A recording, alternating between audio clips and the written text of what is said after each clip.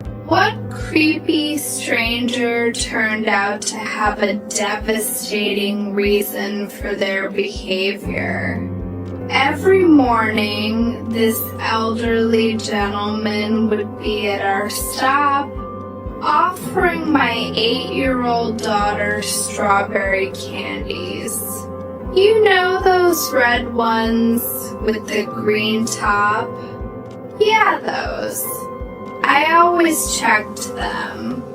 Factory sealed, safe. He seemed harmless enough, but something felt off. Other parents warned me, called him creepy, said to keep my kid away. Then one day he wasn't there. Weeks passed. What creepy stranger